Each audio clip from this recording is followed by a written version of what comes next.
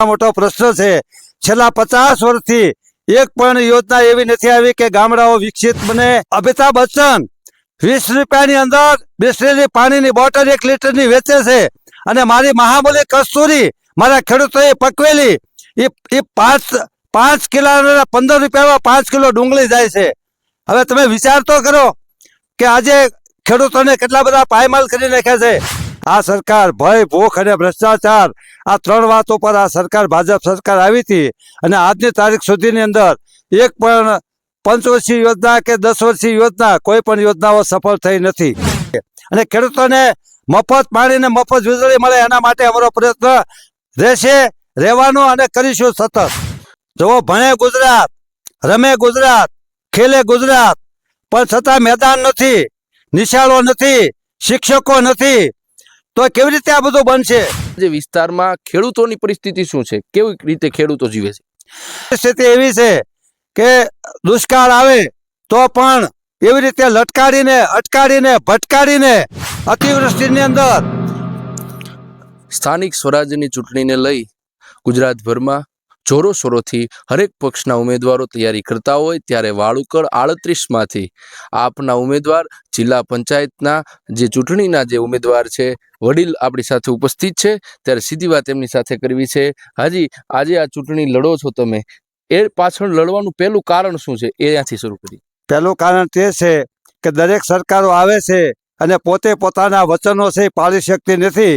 આ સરકાર ભય, ભૂખ અને ભ્રષ્ટાચાર આ 3 વાતો પર આ સરકાર ભાજપ સરકાર આવી હતી અને આજની તારીખ સુધીની અંદર એક પણ 5 વર્ષીય યોજના કે 10 વર્ષીય યોજના કોઈ પણ યોજનાઓ સફળ થઈ નથી।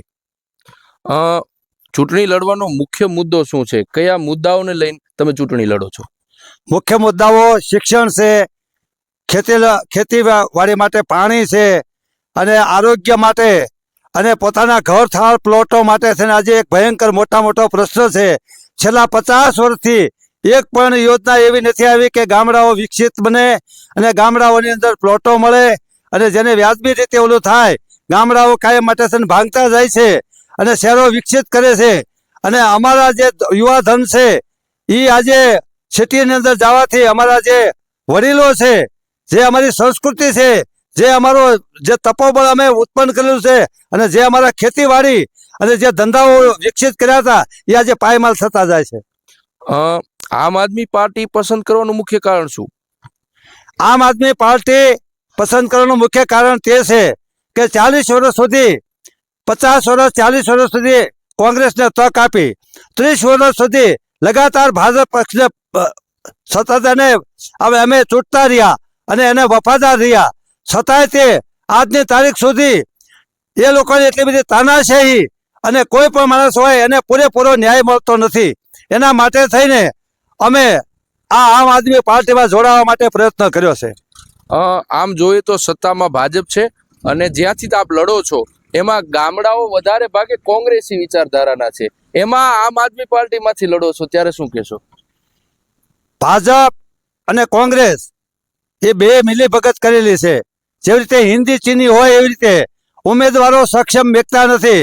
પછી કોઈ પણ રીતે ભય, ભૂખ અને ભ્રષ્ટાચારી જે છે એ લોકોને છાવરીને અને કોઈ પણ ઓનલાઈન અને આમ તમે જો તો એટલા બધા એમ માણસને ભયની અંદર ઓલા કરી દીધા છે કે માણસ ડરપોક બની ગયા છે। એના માટે થઈને બે પાર્ટીઓ મિલીભગત કરી રહ્યા છે કાયમ માટે થઈને। જો તમે ચૂંટણી જીતશો તો પેલા કયા મુદ્દાઓ ઉપર તમે કામ કરશો?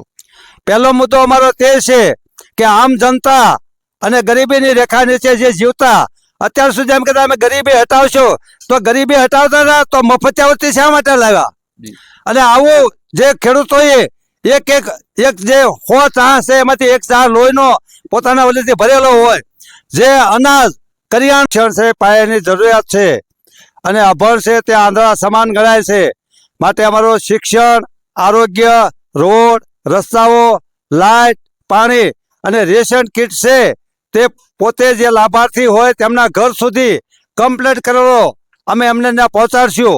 અને ખેતીવાડી માટે થઈને આ જીવન જ્યાં સુધી જ્યાં ખેડૂતોને પાણી મળી રહે અને એક પણ દિવસ કોઈ દિવસ ન જાય અને વૃક્ષ પરમાત્મા માટે એટલે વનસ્પતિ માટે થઈને મોટા મોટા ગીર જેવા અમે એમ કે વૃક્ષ ઊભા કરશું અને પર્યાવરણ માટે છે ને અમારો પહેલો નિશ્ચય છે. આરોગ્ય, ધન સંપદા હંમેશા એના માટે હતું, રે અને પાછો ઉત્પન્ન કરવા માટે છે ને અમારી થિયરી છે. જી, આપણે વાત કરી ખેડૂતોની. મારે મુદ્દો જાણવો છે કે આપના જે વિસ્તારમાં ખેડૂતોની પરિસ્થિતિ શું છે, કેવી રીતે ખેડૂતો જીવે છે?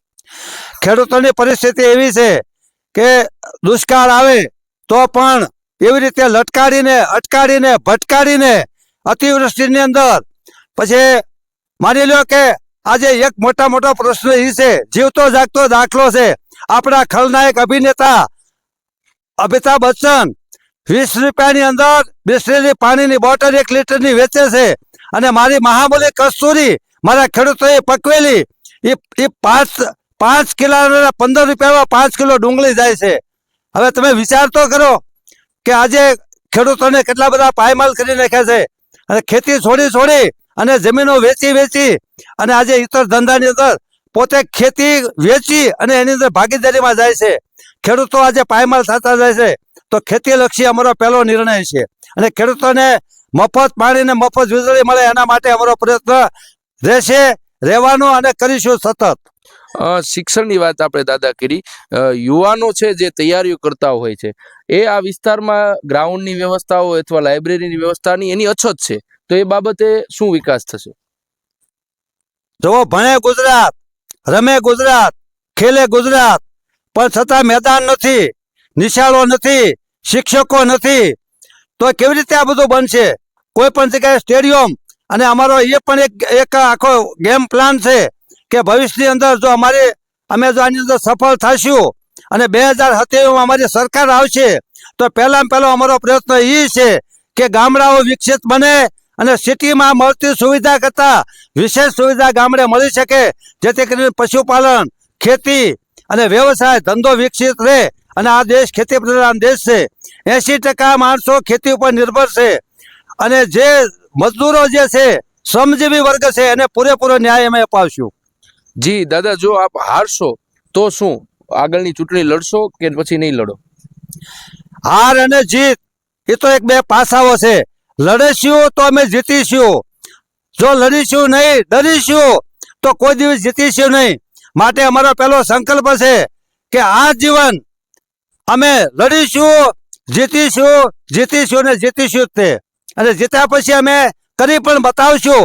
અમારી સરકાર દિલ્હીમાં હતી તો દિલ્હીનું શિક્ષણ, ટ્રમ્પના પત્ની છે એ દિલ્હીનું શિક્ષણ જોવા માટે ગયા હતા, અને આજે અમારી સરકાર પંજાબમાં છે.